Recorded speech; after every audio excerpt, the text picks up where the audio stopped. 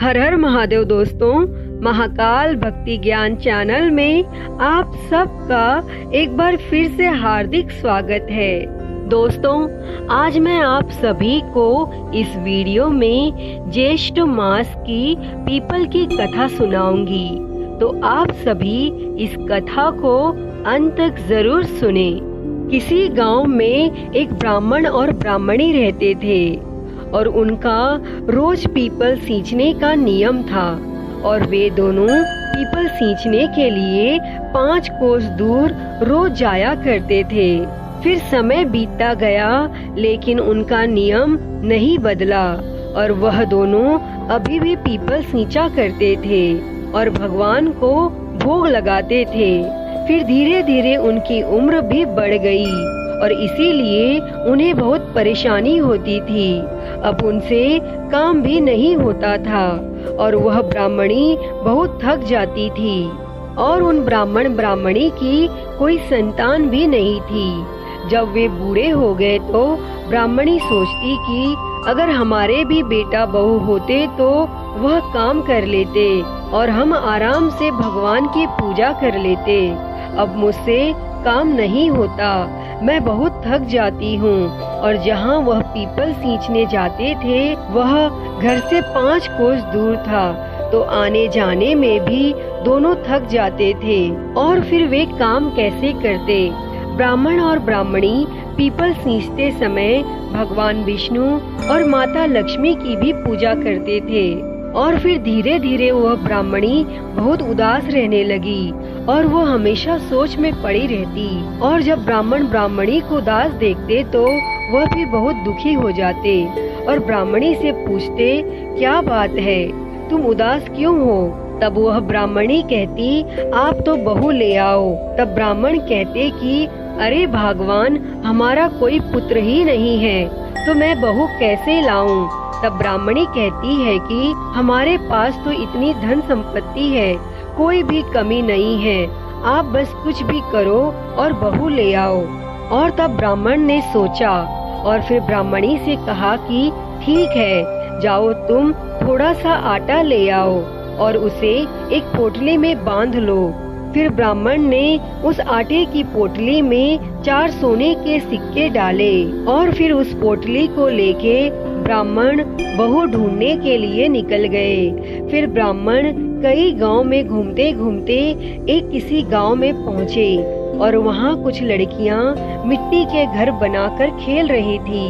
तब वह ब्राह्मण वहीं बैठकर उन लड़कियों का खेल देखने लगे। ब्राह्मण ने देखा कि कुछ लड़कियां घर बना रही हैं और उन्हें तोड़ रही हैं, लेकिन उनमें से एक लड़की अपना घर नहीं तोड़ती। तब उसकी सहेलियां उससे कहती है कि तू भी अपना घर तोड़। तब वह लड़की कहती है कि नहीं, मैं अपना घर नहीं तोड़ूंगी, यह घर बड़ी मुश्किल से बनता है, मैं इसे नहीं तोड़ सकती। और तब ब्राह्मण ने सोचा कि ये लड़की बहुत ही तेज है और अब वे लड़कियां खेल खत्म करके अपने अपने घर को चली जाती हैं। लेकिन वह ब्राह्मण उस लड़की के पीछे पीछे चलने लगते हैं। फिर वह उस लड़की से कहते हैं कि बेटी, मैं 2 दिन से भूखा हूँ, क्या तुम मुझे खाना दोगी? तब लड़की ने कहा, ठीक है, आप मेरे घर चलिए। और ब्राह्मण उस लड़की के साथ उसके घर पहुंच गए। फिर घर पहुंचकर उस लड़की ने अपनी माँ से कहा, माँ, यह ब्राह्मण देव हैं, इन्होंने 2 दिन से कुछ नहीं खाया, आप इन्हें कुछ खाने को दे दो। तब माँ ने कहा, बेटी, मैंने तो खाना खा लिया है और अब तो घर में कुछ भी नहीं है। तब लड़की ने ब्राह्मण से कहा कि हमारे घर में तो खाने को कुछ भी नहीं है, आटा भी नहीं है, हम आपको भोजन नहीं करा सकते। तब ब्राह्मण ने कहा, बेटी, आटा तो मेरे पास है, बस तुम मुझे भोजन बना के दे दो, क्योंकि मैं बहुत भूखा हूँ, मैंने 2 दिन से कुछ भी नहीं खाया। तब लड़की ने कहा, ठीक है, और वह आटा ले जाती है और अपनी माँ को दे देती है। तब माँ जैसे ही आटा छानती है तो उसमें सोने के 4 सिक्के होते हैं। फिर सोने के सिक्के देखकर वह अपनी बेटी से कहती है कि यह मोहरे ब्राह्मण देव को दे आओ। और फिर वह लड़की ब्राह्मण को मोहरे देती है।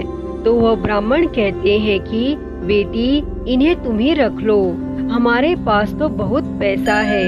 इसी वजह से ब्राह्मणी यह मोहरे कहीं भी रख देती है। हमारे पास धन संपत्ति की कोई कमी नहीं है। तब वह लड़की वह सिक्के अपने पास ही रख लेती है और इतने में लड़की के पिता भी आ जाते हैं। फिर उनमें बातचीत होती है और तब ब्राह्मण खाना खाते हैं। लड़की के पिता सोचते हैं कि ये ब्राह्मण तो बहुत पैसे वाले हैं। और फिर वह ब्राह्मण से पूछता है कि ब्राह्मण देव आप आगे कहाँ जा रहे हो?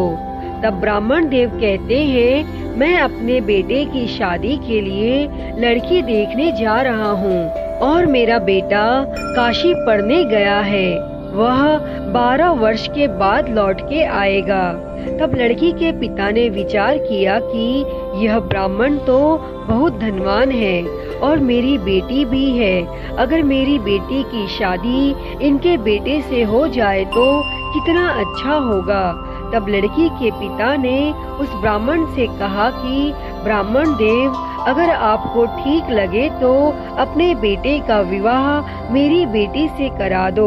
और तब यह सुनकर ब्राह्मण देव तैयार हो गए और तब उन्होंने शगुन के तौर पर लड़की को 1 नारियल और 1.25 रुपए दिए। फिर ब्राह्मण देव ने कहा मेरा बेटा तो 12 साल बाद आएगा। तब उन्होंने कहा कि कोई बात नहीं। और फिर वह ब्राह्मण घर लौट आए और घर आकर उन्होंने सारी बात ब्राह्मणी को बताई। फिर कुछ दिन बीत जाने के बाद ब्राह्मणी ने कहा अब आप विवाह कर उस लड़की को घर ले आओ। तब ब्राह्मण ने कहा यही तो चिंता है कि शादी कैसे करें। तब ब्राह्मणी ने कहा खांडे के साथ विवाह कर लाओ। और तब वह ब्राह्मण फिर लड़की के यहाँ गए और उन्होंने लड़की के माता पिता से कहा मेरा पुत्र तो 12 वर्ष के बाद आएगा और अगर आप चाहें तो खांडे के साथ विवाह हो सकता है। फिर लड़की के माता पिता भी राजी हो गए और लड़की का विवाह खांडे के साथ कराकर ब्राह्मण देव बहू को अपने घर ले आए। और फिर बहू घर का सारा काम करने लगी, वह खाना बनाती। और अब ब्राह्मण ब्राह्मणी पीपल सींच कर आते तो उन्हें खाना बना हुआ मिलता और वे खुश होकर खाना खाते। फिर समय बीतता गया और एक दिन ब्राह्मण ब्राह्मणी पीपल सींचने गए हुए थे और तब उनके घर में चूल्हे में आग खत्म हो गई। फिर वह बहू पड़ोसन के यहाँ आग लेने गई और उसने कहा मुझे थोड़ी सी आग दे दो, मेरे सास ससुर आने वाले होंगे और मुझे जल्दी से उनके लिए भोजन तैयार करना है। तब पड़ोसन ने पूछा तुम किसकी बहू हो? तो उसने कहा मेरे पति काशी पढ़ने गए हैं। तब पड़ोसन ने बहू से कहा कि हमने तो इनका पुत्र कभी नहीं देखा, ये लोग झूठ बोल रहे हैं और तुम्हें ऐसे ही ले आए हैं। तब पड़ोसन ने बहू के कान भर दिए और बहू ने घर आकर बिना मन के खाना बनाया और कोई श्रृंगार भी नहीं किया, ऐसे ही साड़ी पहनकर बैठ गई। और तब सास ससुर आए तो उन्होंने देखा कि आज घर का कोई काम नहीं हुआ। फिर उन्होंने खाना मांगा, तब बहू ने खाना लाकर दिया। फिर उन्होंने खाना खाया तो देखा उसमें नमक मिर्च कुछ भी नहीं था, खाना फीका सा था। तब उन्होंने बहू से पूछा क्या बात है बहू, आज खाना बहुत फीका है। तब बहू ने कहा आपको तो आज ही फीका खाना मिला है, मेरी तो पूरी जिंदगी ही फीकी है। और तब ब्राह्मणी समझ गई कि जरूर आज किसी ने इसके कान भरे हैं और इसको सब बता दिया। तब ब्राह्मणी चुप रहती है और फिर दूसरे दिन ब्राह्मण ब्राह्मणी पीपल सींचने जाने लगते हैं। तो बहू कहती है कि आपने मुझे 6 कोठों की चाबी दे रखी है, लेकिन 7वें कोठे की चाबी तो दी ही नहीं, तो मैं कौन सी बहू हूँ आपकी। तब ब्राह्मणी ने कहा, नहीं बेटा, ऐसी बात नहीं है, मैंने तो ऐसे ही चाबी नहीं दी थी, तुम क्या देखोगी उसमें। तब बहू ने कहा, नहीं, मुझे तो 7वें कोठे की चाबी चाहिए। और तब सास ससुर उसे चाबी देकर पीपल सींचने चले गए और पीपल सींचते समय भगवान विष्णु का नाम लेते रहे और माता लक्ष्मी का नाम लेते रहे तथा सोचते, अब हम क्या करें भगवान, अब आप ही हमारी रक्षा करें। और इधर सास ससुर के जाते ही बहू ने सारे कोठे खोले तो किसी में हीरे, किसी में मोती, किसी में बहुत सुंदर सुंदर कपड़े, तो किसी में कुछ, और सारे कोठों में बहुत सारा धन दौलत था।